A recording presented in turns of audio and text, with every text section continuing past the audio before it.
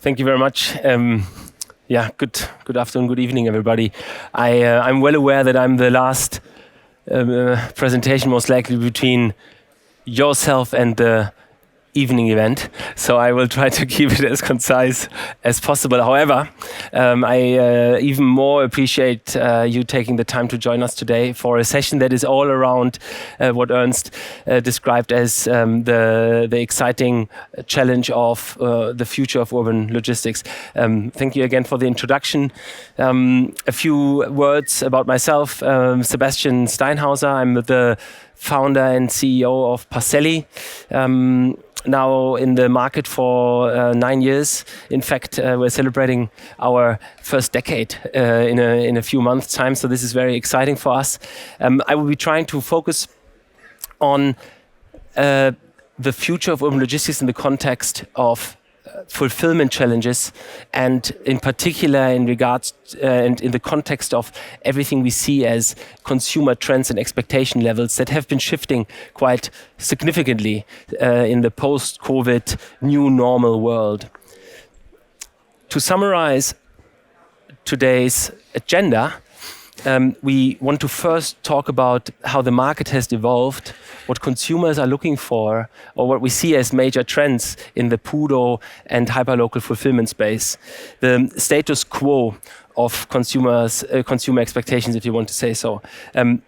We will give you some in detail summary of how many of our retail clients, respectively you maybe even, already start solving these challenges, how consumer expectations are met in many different ways, and how the challenge and solutions are often multiplied and even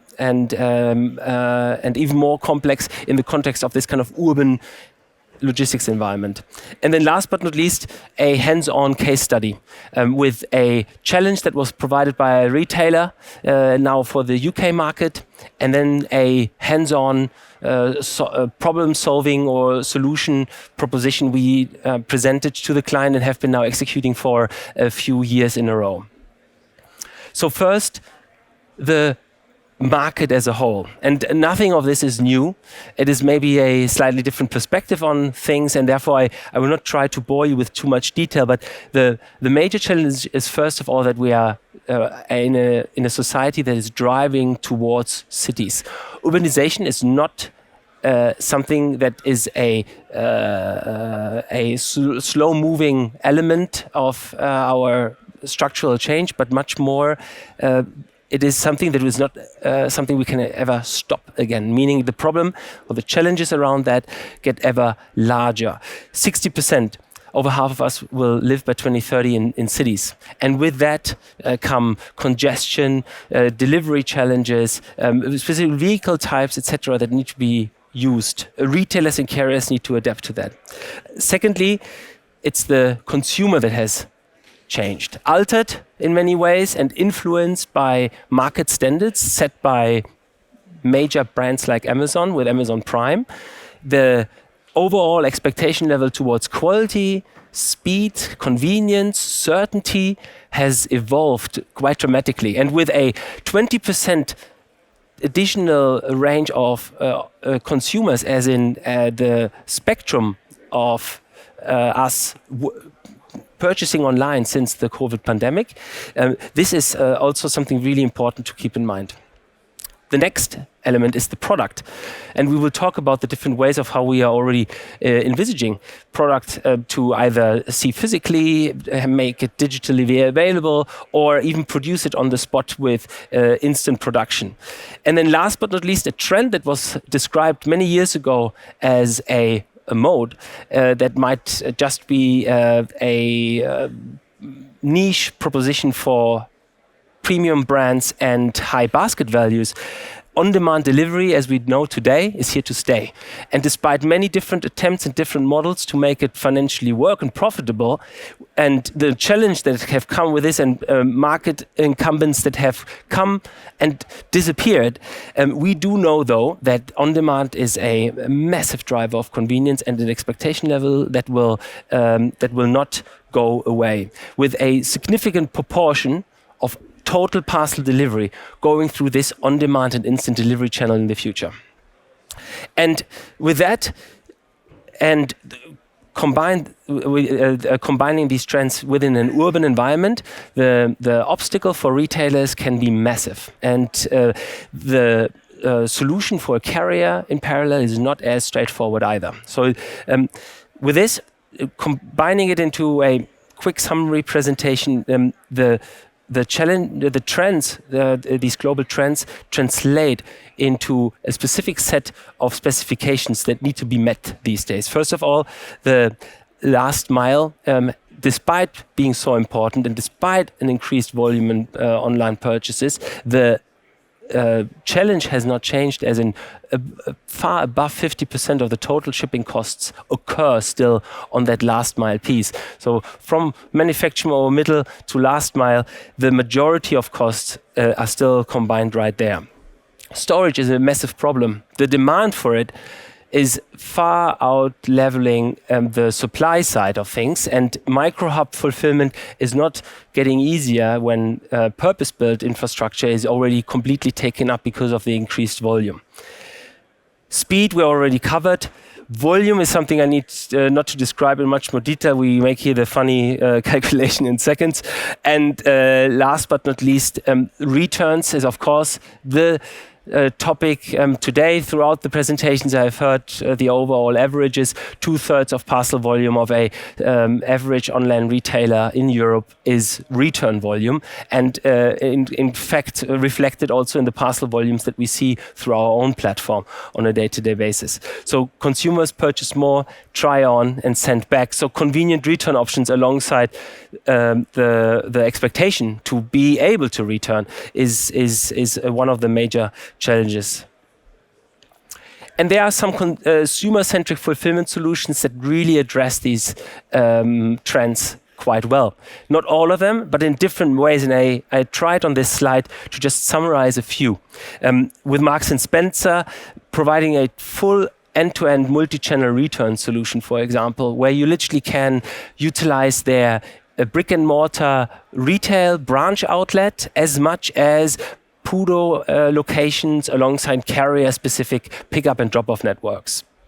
A tailored return process subject to basket value and product size.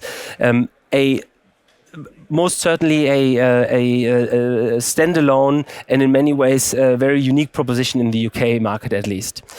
From an Amazon perspective, of course, leading the way in many ways, the prime delivery part of the business is only just one element that makes Amazon stand out. As a marketplace, of course, an end-to-end solution is provided, which already provides some specific cost-saving opportunities and convenience for the consumer.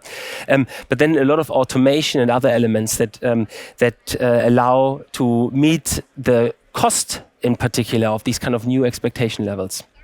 And then last but not least, Nike as an example for the complex buy online, pick up in store solution, BOPIS, from ship to home, utilizing their branch outlet network as fulfillment centers or dark stores for online orders.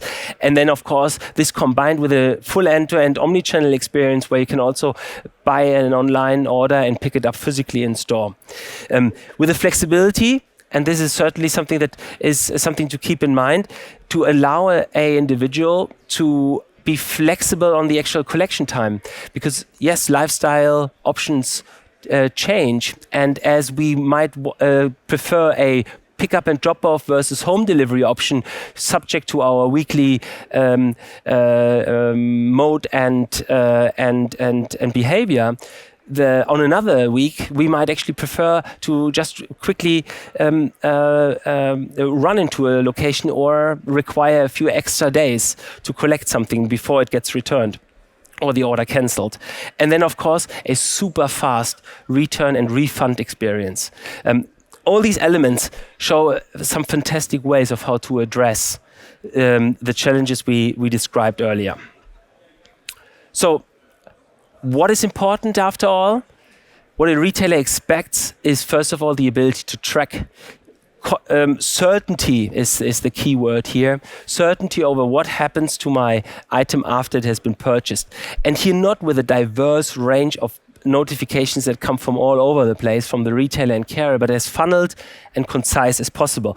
Technology is really the enabler here. And I've seen a number of very exciting brands actually providing some fantastic solutions for that. Free returns, despite it being financially impossible, and particularly in this environment with an ever-growing parcel volume, is unfortunately, in Europe at least, still an expectation level. And there will be some work to do to explain this. Later on, we will talk about the expectation levels of particularly the Generation Z towards sustainability. And this is in direct conflict with it. But the reality is right now, we still need to overcome the obstacle of consumers expecting returns being entirely for free. And then last but not least is instant gratification. Delivery speed matters. And whilst it is not necessarily instantly or the instant or on-demand delivery element that the customer expects, it needs to be at least faster than standard delivery. So we will see, and we will talk about this later, that yes, for sustainability reasons, a consumer well accepts to have an item shipped slower, but if not, if this is not part of the equation, instant gratification is super important. Notification processes can play part of that, etc. But all combined, this is really important to get right. And all this bundled up with the challenge of urban delivery. In London, we are already calculating 32% of our total emissions being linked directly or indirectly to white van traffic in inner London. And this is just a number meant to grow. The consumer, though, is far more flexible than we often try to realize, it feels. Because, in fact, a customer is today well aware of the sustainable impact, the environmental impact and the sustainability opportunities of a retailer, and is willing to pay even for specific services, choose one retailer over another if the delivery experience can be less of environmental impact.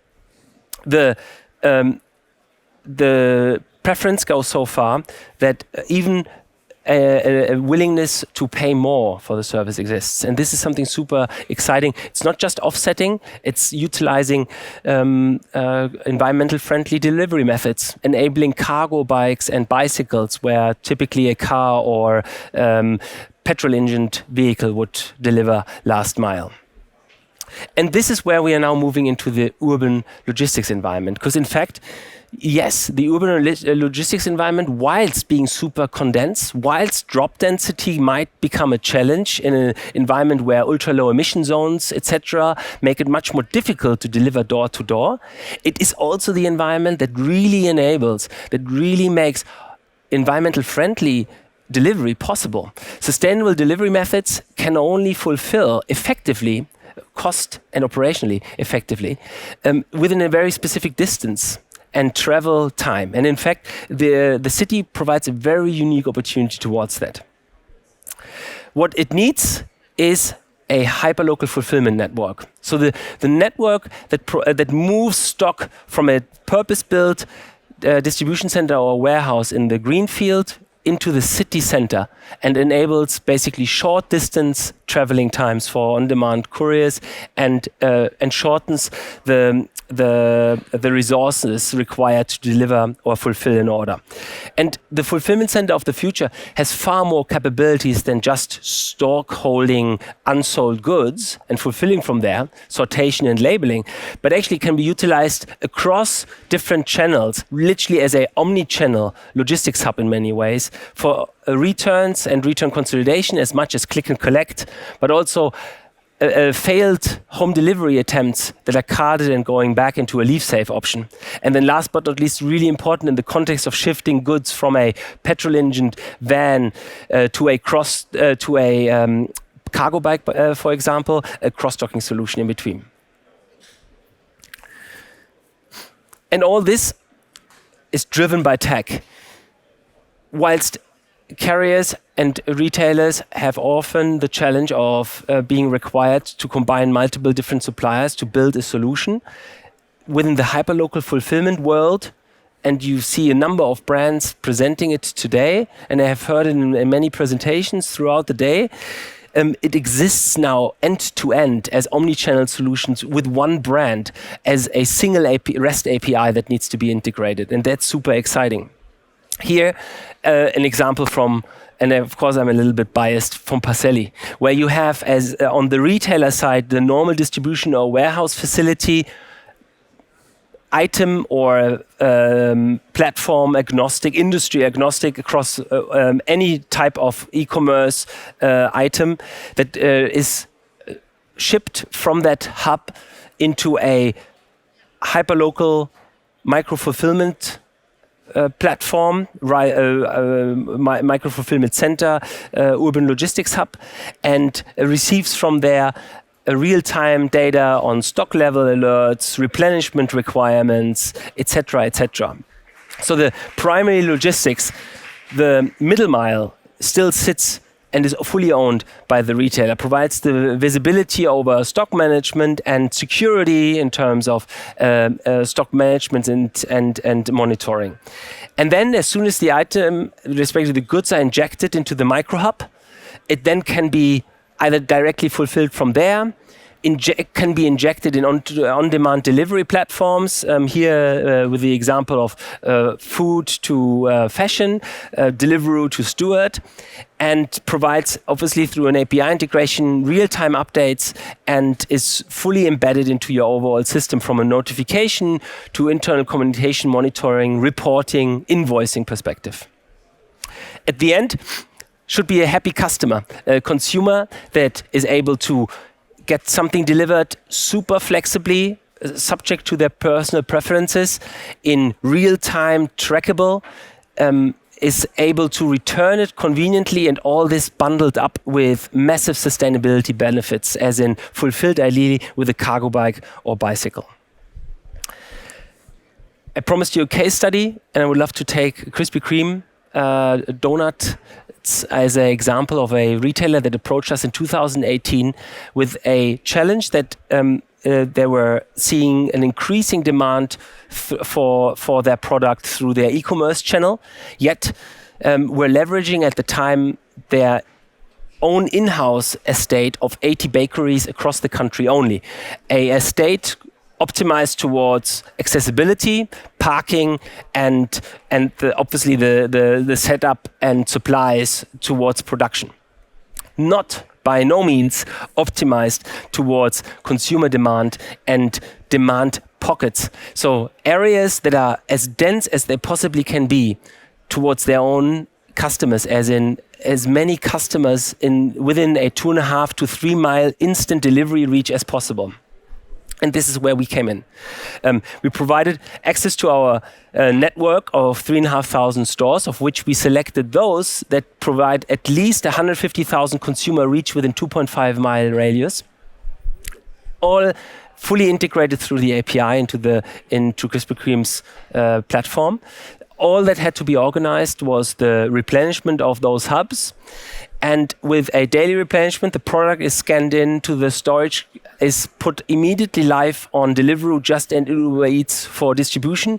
And suddenly you have a completely new sales funnel that grew over the years now to almost 80 hubs, and is today generating almost 65% of the total digital sales of Krispy Kreme in the UK.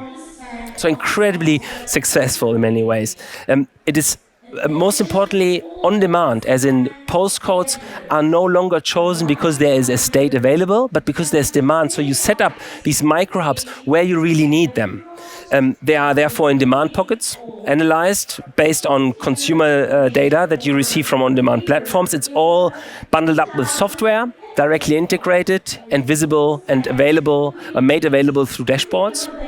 It's plug and play, so no huge integration times. You can shift very agile stores within a day from one postcode to another to optimize towards specific campaigns or seasonalities. It's all real time and can be tracked. carrier agnostic to enable basically not just the use of one, but entire host of on-demand couriers, and then is entirely complementary to the existing infrastructure, as in Krispy Kreme continued operating their logistics, fulfilling to those dark stores with their existing fleet, and had the entire on-demand part, which is not owned in-house, outsourced to a third-party provider. So cost-effective, after all, flexible, and incredibly margin accretive. And this brings me already to the end. Maybe just a few words about Parcelly so that you know a bit more about us. We are today operating in 3 markets, the UK, the US, and now also in Germany, with a partner network across a range of supermarket chains, wholesale and symbol groups. The hub infrastructure is entirely tailored, so we can filter towards specific licensing, opening time or loading capabilities across a range of retail and carrier brands, literally from food to pharmaceutics. And with a business now expanding, we are super excited to talk with you in the coming day, tomorrow at least as well, about any opportunity you might see for any market you're operating in. As the micro-hub solution also has one major benefit, that it doesn't require a huge number of stores to provide activity and access to a broad range and big or even big capital cities. To give you an example, to cover London zone 1 to 3, it does just require 13 micro hubs to do this effectively within a 2.5 mile radius across each of them. So thank you very much for your attention, and would love to take a few questions if you have them. Yeah, thank you. Cool. So while Sebastian is putting up his headset so he can hear your questions, it would be a little bit sort of disappointing if you don't ask any questions. Because obviously we're talking about future urban delivery. It's touching us all as clients. Anybody has already a pressing question at the moment? Yes? Hi, so my name is Christian. I'm with SendCloud. We just celebrated our 10-year anniversary, so I feel the connection. Thank you for the presentation, very clear. It's very interesting and very unique. And that is also why my question is, what is then the biggest blocker for your growth? Because if I look at our volumes in comparison to the volumes you do on a monthly basis, there's huge potential for you still to get. So what is the biggest blocker that you have in connecting new customers to your platform? Yeah, very good question. Thank you very much. And yes, I immediately feel the connection too. 10 years is something to celebrate together, maybe tonight. The biggest blocker most certainly is access to space. And what we see already happening right now is that we are tapping into a retail environment that has changed since COVID. High streets have changed. Real estate, commercial real estate in inner cities is still changing.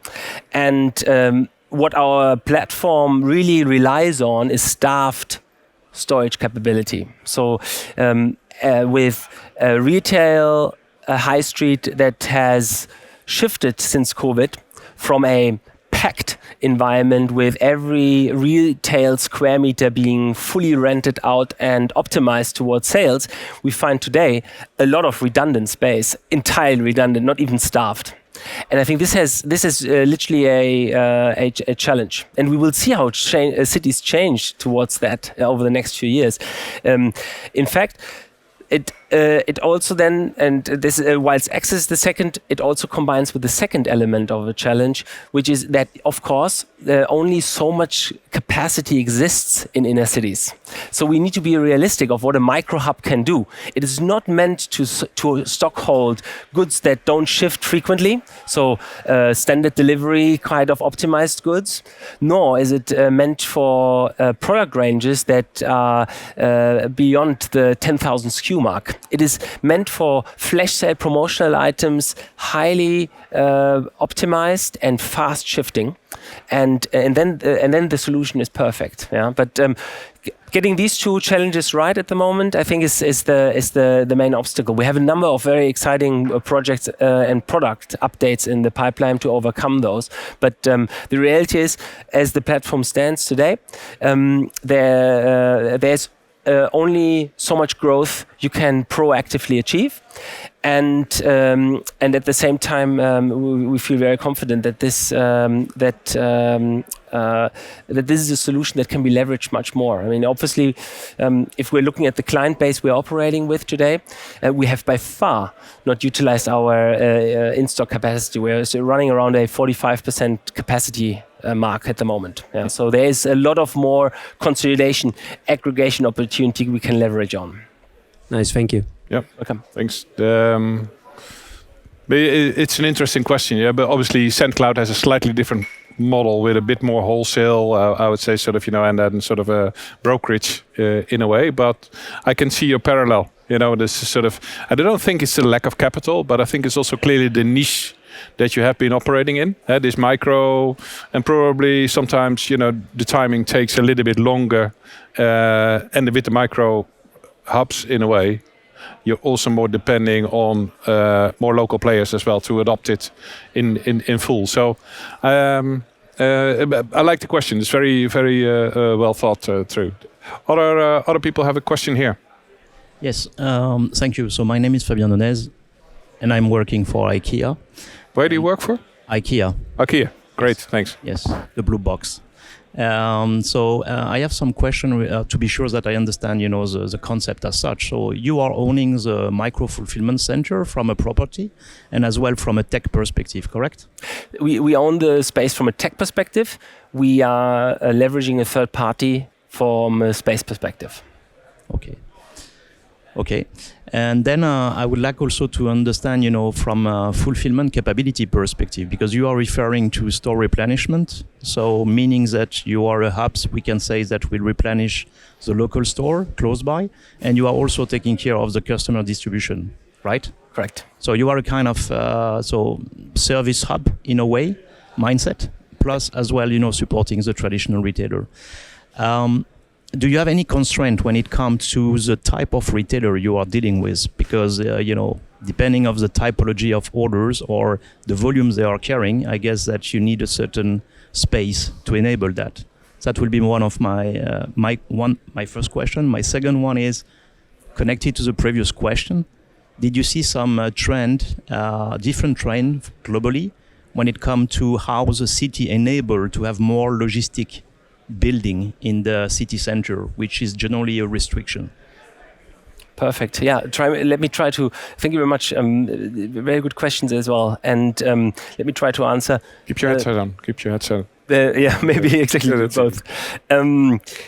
First, the type of retailer. Yes, there are indeed specific retailers that fit very well into the micro hub fulfillment model. And that said, the platform is very retail agnostic. We have literally examples from construction goods over pharmaceutics, skincare products to fashion and fast food or FMCG food products. Yeah, so it's as broad as you could possibly think. However, what all retailers have in common for this micro hub fulfillment solution is that they are very strategic on the type of products they would love to store in those hubs. So it's not giving access to the entire range, and I think this is where the golden key sits for micro hub fulfillment, that there is this visibility and knowledge over what type of product is required for a specific promotional period of time in what postcode for how long. And then it sits literally with almost any retailer. Now, towards your trend question, yes, indeed. In fact, there are so many initiatives that are happening right now. What we also monitor, though, is that we are, again, as so often in logistics, trying to overcome a challenge with more operations. So these city-enabled hubs are often perfect in terms of operational infrastructure, well thought through in terms of accessibility, opening time, staffing, but then the tech part is missing. Because what we see from our retail and carrier partnerships is that this kind of access towards data and support in terms of forecasting and projection is as important as the space access we are giving. Yeah. So assisting, for example, a retailer with the definition of where a micro hub is most effective in terms of sales, setting realistic sales targets on a weekly basis and reviewing them together and monitoring this all automated. This is as important as getting a perfectly optimized infrastructure in place. So it's the combination of both, and I think we are still a bit away from having urban hubs that provide both agnostic tech and optimized infrastructure. Thank you. Is that answer to your question, or would you? Yeah. And would you see it the other way around? So if Parcelly would ask you, sort of, hey, can we sort of use some of your big boxes, right?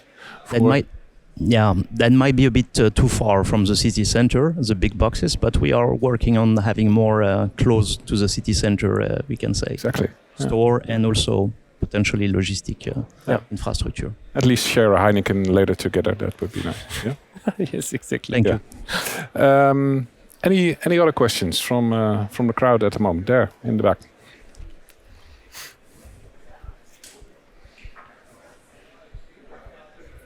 Hello, thank you very much for the presentation. Very impressive. My name is Cici Liu. I'm coming from Zero, the brand. We are also a global logistic and fulfillment supplier, actually. And now we are entering this European market. One topic you just mentioned is very impressive, interesting, is about the sustainability and the eco-friendly solutions from a logistic perspective. So I wonder if you've already been working on any offsiting practices or the sustainability practices or the approaches, any interesting ideas. We also want to listen to your insights and giving us the ideas from a industry leader perspective. Thank you very much. Yeah, no, thank you very much for your question. Yeah, and in fact, super important on the sustainability matter alone. It would be worth having another extra slide. In fact, but time is money for all of you, so I try to keep it as condensed as possible too. But you a fantastic question. In fact, the sustainability element is something we are monitoring in two ways. One is the passive element, optimizing towards delivery distance and the vehicle that can be utilized, mileage, etc. There is a passive impact on reduction of CO2 emissions, nitrogen, etc. that would normally be combined if the item would have been shipped standard or next day overnight from a decentralized hub into the inner city, as opposed to now with a optimized environmental friendly vehicle.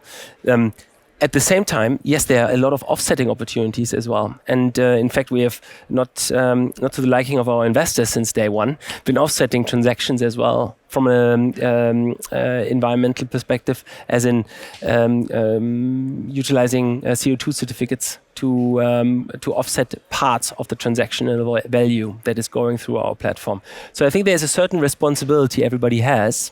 As a vendor, we are sitting somehow in between. Because technically we are neither the carrier or logistics partner nor the retailer. We're the hub in between. We sit in this last mile element I was describing earlier, as where 53% of the costs incur, and yet very low optimization exists, and help with this kind of buffer space in between. And yet it sometimes feels that a lot of vendors, as Parcelly, take a lot of this kind of environmental sustainability burden away. And I think this is exciting to see how many retailers have fantastic initiatives towards this these days, as carriers have, with very clear environmental goals. DHL to mention, with 2050 being zero, and etc. So I think we can certainly see that there's a lot happening. There's a lot more to do, and luckily, to stop my monologue here on this question, that we see the consumer supporting these initiatives as well, demanding it almost. So when we're looking generationally, I mentioned it earlier, you can see that there's not just the willingness to pay for a premium for sustainable options, but also to request and ask them, complain if they don't exist. Yep. Thank you. Sure. Thanks for the question. And I think when you started, there was interesting days on the investment perspective. Around 2015, less than 5% of the VC money went to sustainable projects. In 2019, that moved to close to 10%. And nowadays we're on 25%. So sustainable projects and impacted and stuff. So you see also how massively that world has changed. And you were a little bit ahead of the game with that part. So that also shows sort of, it requires all a certain stamina. Not necessarily to change that part of the market, but it also shows that, with a vision, people will follow on and their one. So I appreciate how you bring that. One question also on the topic, right? We talked about the future of, urban logistics. What would be the key takeaways that you would like to sort of, share with people, where you see we could work together on as an industry? Yeah, thank you. I think this is great. I mean, we have been talking about this today, and we included it in many presentations before. I think collaboration is one big element I would love to highlight as point one. There are amazing solutions out there, and I think as retailer and carrier, it is worthwhile looking out to outsource solutions that specific third-party providers can take away as a responsibility burden and equally sort out in a very effective, sometimes much more effective manner than an in-house solution could. So moving away from owning it all to a co-opetition almost on many areas where retailers and carriers build often very comparable solutions.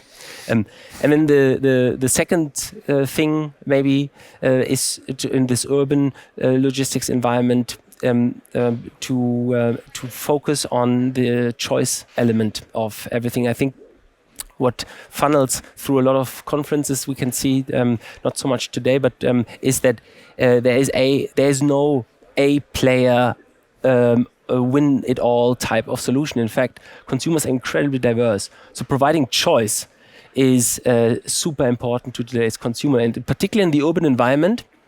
Things change much faster. Stepping outside and being distracted by something that happens on the street around the corner happens very rarely in rural environments. In cities, you get delayed on your commute back because the train has stopped working, etc., etc. So, providing choice and immediate delivery options is super exciting. And as such, combining as many as possible is maybe the second takeaway I would mention. Okay. Well, but I think that sums it up very nicely in terms of where we started. Think about that future of urban logistics. You led us through also the complexity.